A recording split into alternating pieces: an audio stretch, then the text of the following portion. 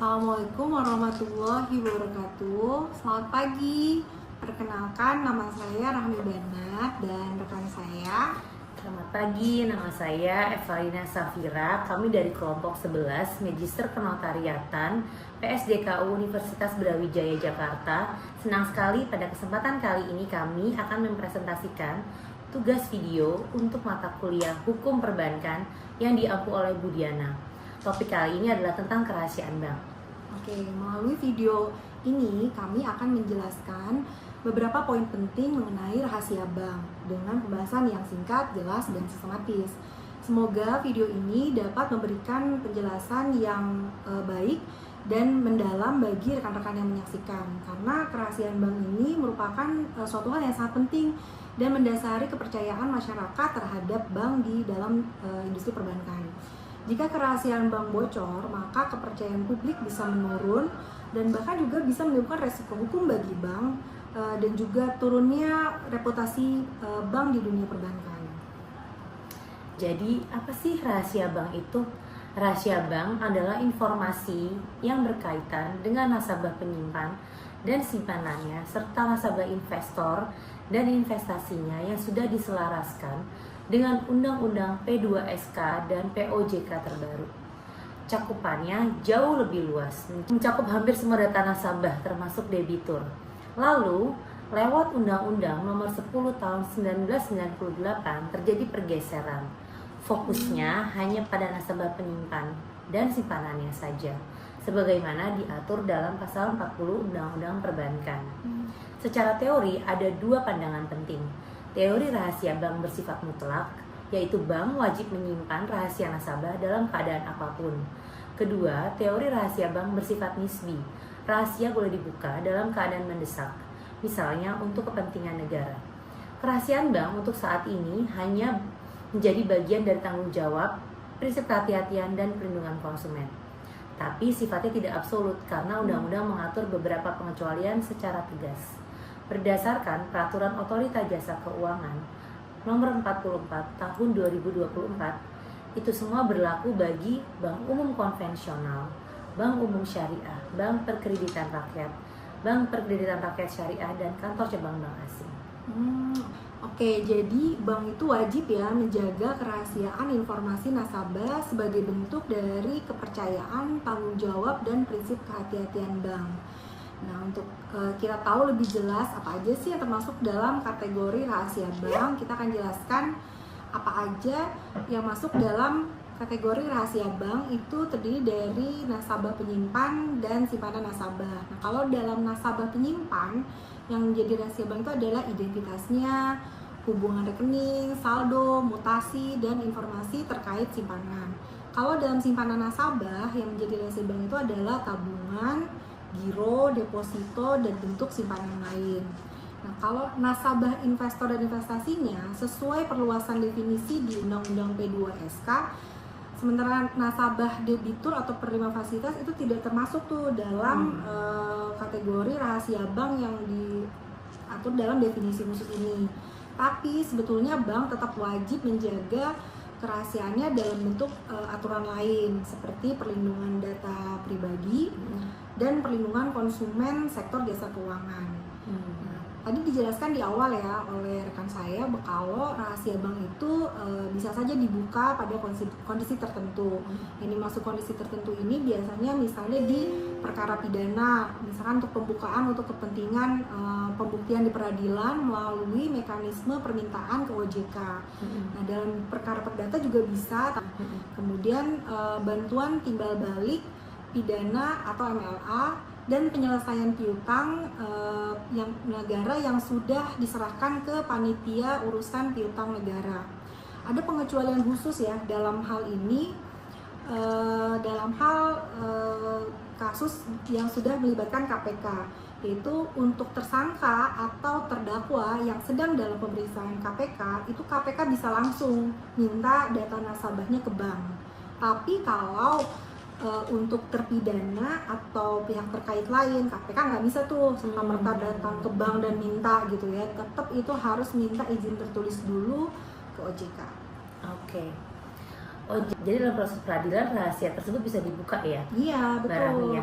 Tapi kalau untuk perkara perdata tadi kan disebutkannya itu maksudnya kayak gimana ya? Nah, jadi kalau untuk perkara perdata itu semua perkara perdata itu bisa membuka rahasia bank dalam kondisi tertentu di mana rahasia bank itu bisa dibuka, yaitu dalam kondisi sengketa antara bank dengan nasabah, itu satu. Yang kedua, perkara harta bersama atau gonogini.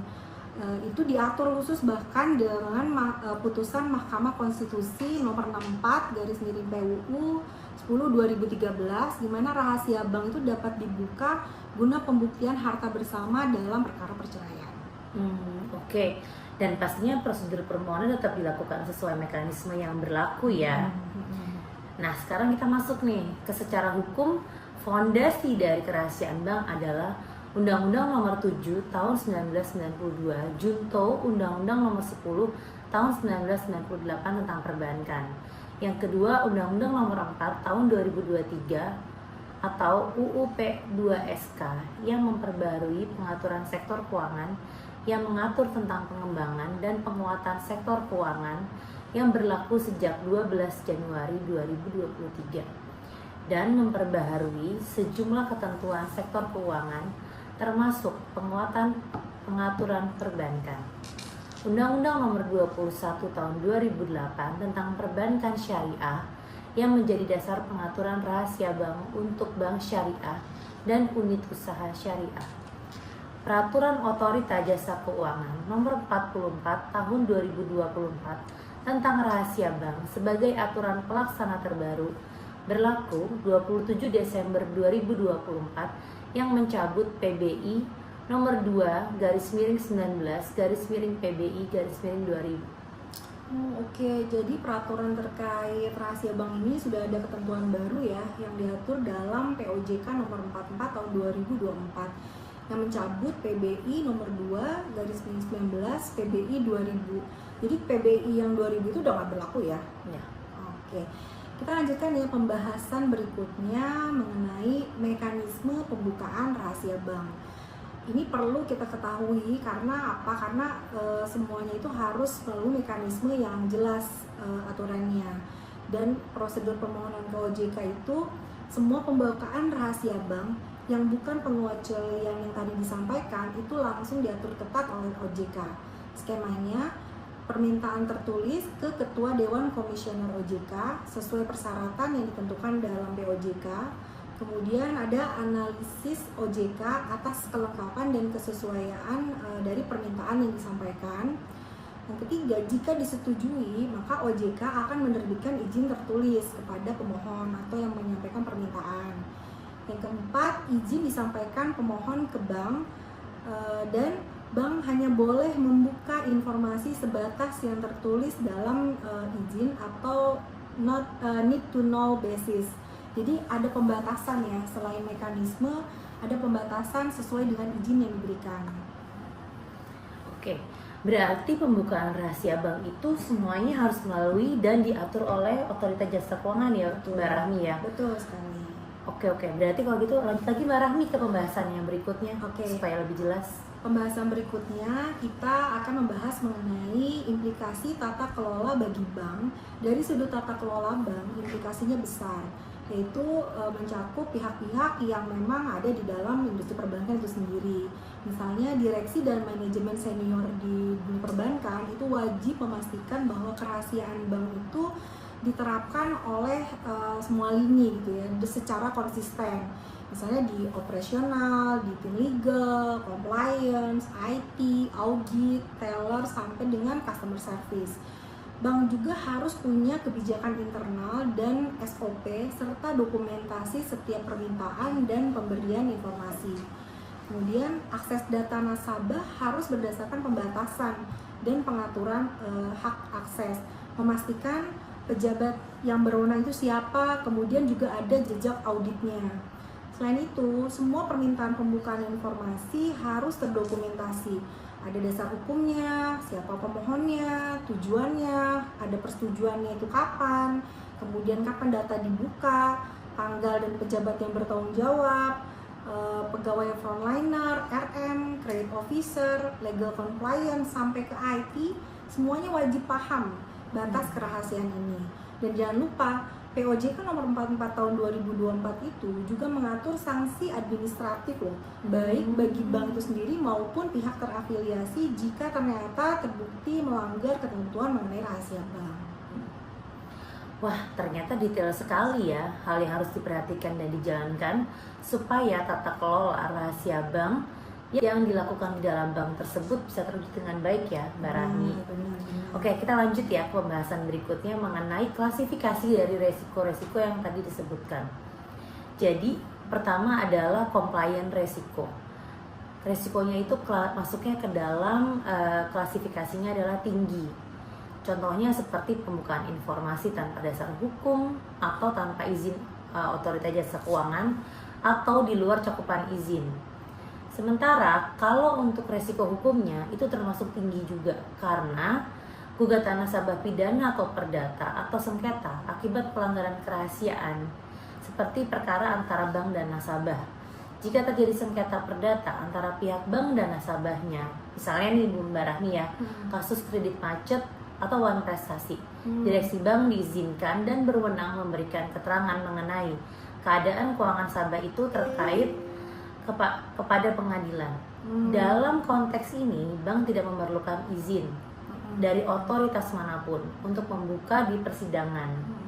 Yang kedua, misalnya ada perkara perdata antara pihak ketiga. Untuk perkara perdata murni yang tidak melibatkan bank sebagai pihak yang bersengketa, bank tidak dapat dipaksa membuka dan data simpanan nasabah. Agar bank dapat membuka data tersebut atau memberikan kesaksian di pengadilan, maka diperlukan persetujuan tertulis, yaitu adanya izin dan kuasa tertulis dari nasabah penyimpan yang bersangkutan, permintaan ahli waris jika nasabah penyimpan telah meninggal dunia. Ahli waris yang sah juga berhak meminta keterangan keuangan tersebut. Perkara kepailitan data keuangan dapat dibuka atas permintaan kurator yang sudah ditetapkan berdasarkan putusan pengadilan niaga. Nah, resiko reputasi nih, rahasia bank ini tinggi banget. Jadi kebocoran data nasabah dapat merusak kepercayaan publik terhadap bank. Resiko operasionalnya itu dari medium ke tinggi. Misalnya human error, salah kirim data, akses tidak sah, lemahnya kontrol dokumen. Untuk cyber dan data risk itu termasuk tinggi karena kebocoran data melalui sistem, email, aplikasi internal, baik dari vendor atau pihak ketiga itu juga tinggi.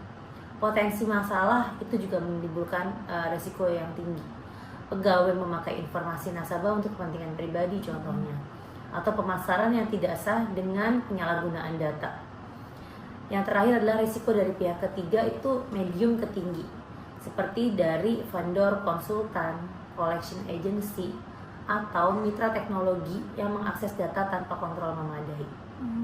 Jadi memang pembagian resiko ini ternyata klasifikasinya banyak, tapi lebih banyak yang high ya atau yang tinggi ya ketimbang yang medium tinggi. Berarti memang wajib dipastikan secara menyeluruh mengenai rahasia bank ini ya. Oke, selanjutnya terkait rahasia bank yang memang dijalankan di internal perbankan itu ada yang do and don't-nya, itu biar clear ya. Jadi dalam hal permintaan data nasabah, do-nya itu adalah harus melakukan verifikasi dasar hukum, kemudian ada kewenangan pemohon dan kelengkapan dokumen. Kemudian don't-nya adalah jangan memberikan data hanya berdasarkan permintaan informal seperti telepon, WhatsApp, atau email tidak resmi. Berikutnya mengenai akses internal. Do-nya itu gunakan akses terbatas sesuai fungsi kerja. Yang don't-nya jangan membuka rekening atau data nasabah tanpa alasan pekerjaan yang sah gitu. Kemudian mengenai penyampaian informasi ke pihak luar. Do-nya adalah pastikan ada izin, dasar hukum, dan mekanisme yang resmi. Don't-nya jangan membocorkan saldo, mutasi, identitas, atau investasi nasabah kepada pihak yang tidak berwenang. Kemudian kalau data sharing antar bank, do-nya adalah pastikan tujuan sesuai dengan ketentuan dan bukan untuk pemasaran. Kalau don'tnya, jangan menggunakan informasi antar bank untuk cross-selling atau marketing. Kemudian dalam hal dokumentasi, do-nya adalah simpan seluruh bukti permintaan approval dan disclosure log-nya. Yang don'tnya, jangan membuka data tanpa jejak audit. Nah, dalam hal pelayanan pada nasabah, do-nya adalah jelaskan bahwa bank itu wajib menjaga kerahasiaan sesuai regulasi. Don'tnya, jangan menjanjikan pembukaan data kepada pihak keluarga, rekan, bisnis, atau pihak ketiga tanpa legal basis. Gitu. Nah, beberapa hal yang sering kita ketahui ya mungkin mengenai rahasia bank tuh sebenarnya juga ada banyak kasus ya Mbak Vina gitu. Mungkin pernah juga tuh waktu itu ada nasabah di Surabaya melaporkan kasus pelanggaran kerahasiaan data perbankan karena didatangi oleh debt collector atau penagih utang pihak ketiga. Penagih tersebut membawa data lengkap nasabah yang diduga dibocorkan secara ilegal oleh pihak bank kepada vendor penagihan gitu, karena tahu dari mana gitu kan. Benar sih, benar. Di Indonesia aturan mengenai kerahasiaan perbankan itu sebenarnya tertuang ketat loh Mbak Rahmi di dalam undang-undang perbankan, di mana bank wajib merahasiakan data pribadi nasabah, penyimpan dan terutama simpanannya. Sanksinya bagi pelanggar aturan ini berpotensi merujuk pada denda. Wah, jumlahnya nggak main-main, sampai puluhan miliar rupiah loh. Iya, padahal tadi kan disebutin ya. Jadi sebenarnya ada sanksi administratif tuh buat bank atau pihak terafiliasi kalau terbukti melakukan pelanggaran terhadap informasi nasabah atau rahasia bank tadi gitu. Mungkin kalau Mbak Vina atau nggak pernah ada kasus lain mungkin selain yang tadi saya sampaikan? Kalau dari aku sebenarnya aku pernah baca juga waktu itu ada dari pidananya ya. Berarti kasus pidana ya? Nah, jadi ini beda lagi kan tadi perdata, sekarang kita bicaranya pidana, maaf. Jadi kalau dari pidananya itu sindikat pembobolan rekening dormant atau rekening pasif bank BUMN yang melibatkan orang dalam dari kepala cabang dan pegawai banknya sampai memindahkan dananya yang tadi aku bilang tuh sampai ratusan miliar secara ilegal tanpa diketahui orang tersebut. Oh, berarti itu di internal bank sendiri ya, kayak menggunakan kewenangan di luar batas tadi ya. Padahal kan aturannya ada do and don't tadi tuh udah dijelasin ya. Oke.